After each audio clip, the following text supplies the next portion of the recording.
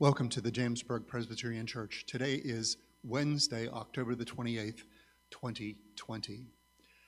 We had a few problems with our system over the last couple of days. I think we figured out what the problem was. The weight of the cable was pulling the pin out of the socket.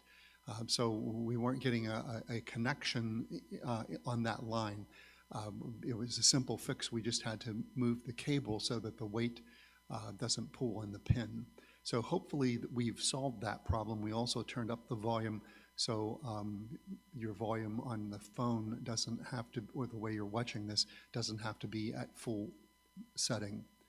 So we're still on the learning edge of all of this technology, and hopefully it just gets better and better. We're also now live streaming on YouTube, and of course both on Facebook and YouTube. These are recorded and posted so that you can watch them or go back and see them again if you want to do that. Today I'm going to be working with this particular little pocket, and in the pocket I have 4 squares. The squares are different colors, and oftentimes a magician will use different color pieces of cloth so that you can keep track of them, but also it's another way of saying I have 4 pieces of cloth here without having to say I have 4 pieces of cloth here, because you can count them as you see the various colors: red and blue, green and yellow. The interesting thing is when we look at these, we see them as different, but the reality is they're the same. The only thing that's different is the color. They're all silk. This is 100% silk. So the chemical nature of this piece of cloth and the chemical nature of this piece of cloth are identical, is identical. And they all serve the same function. There's no difference in what they do.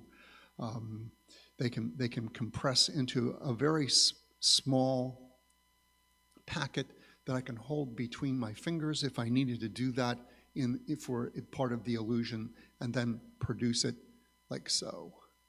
So you've just learned a minor secret about magic. So 4 different colored squares, all the same. The only thing is our eyes tell us that they are different because of the colors, which reminds me that people are different too. You know, we see people that are young, we see children, we see babies, we see senior citizens. Sometimes we become senior citizens and still think we're living in our 30s, and every so often our bodies remind us that we're not there anymore.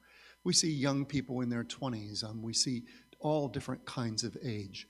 We also see people with different hair colors. Some people have red hair, some people have blonde hair, some people have dark hair, some people have gray hair, some people have no hair. But we see the differences, and sometimes we have a prejudice against somebody because of their age. Young people maybe aren't, as we might say, aren't as responsible as an older person, or an older person can't do as much as a young person because of their body limitations. So we make judgments about people. There are also people who have different skin colors. And sometimes in our world, people make a judgment about that person with the other skin color. It's called racist or racism. The reality is, everybody is kind of like one of these squares. There's really no difference. And one of the geniuses of the book of Genesis says that God created all of us and declared that we were good. We sometimes want to discard that first book of the Bible because we see it as trite and it's not scientific. Well, it was never meant to be scientific. It was meant to give us greater truths than science can point to. And the one truth that it gives us is that all of us, every single human being, was created by God. We come from the same silk, if you will. even if we're a different color, even if we're a different age, even if we're a different gender, even if we have a different political view, we come from the same cloth. None of us come from something different. These are all silk. Not one of these pieces is cotton. We are human beings, and not one of the people walking on this earth today is something different than a human being. We're all humans, and we were all created by God and declared good. The problem is we see ourselves as separate. We see these cloths as separate. And I'm going to put them into this pocket, a really cool pocket. I use it to keep handkerchiefs together, but you can see that it is empty. I'm going to turn it right side out again.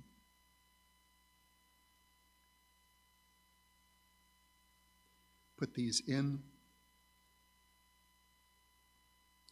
And we could say that now that they're all in the bag, they are all together, except we still know that they are separate. And maybe that's a good thing, because when we all get together, we still retain who we are as individuals. We bring to the grouping different kinds of skills, different kinds of perspectives, different kinds of attitudes, different kinds of traditions and backgrounds, different kinds of culture. And when we're all together, that's called diversity. And that's never a bad thing. That's always a gift to all of us. It's not good if every piece of silk that went in this bag was red.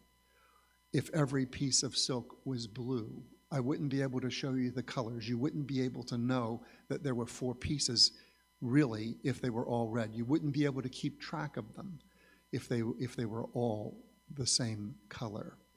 And if we're all the same as human beings, we don't bring that richness, that alternative point of view, that different political perspective, that different religious curiosity. We don't bring that to the table. We don't help one another. We don't help each other grow by that different perspective.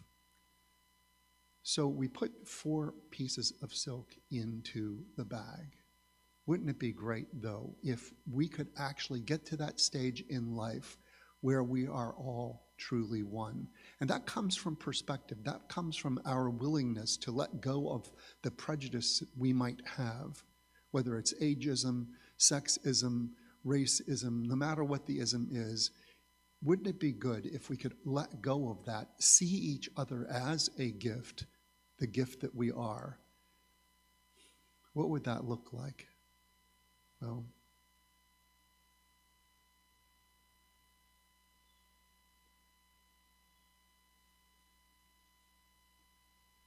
maybe it would look something like that. Empty bag. This is what we should be living for, to be with one another truly united, regardless of our differences, and especially because of our differences. Thank you for watching. I hope you'll give that some thought as you live your life this week. Looking forward to seeing all of you soon. This coming Sunday, we are not going to be live streaming on Facebook. I will have a sermon on Facebook. The church service will be live streamed on YouTube.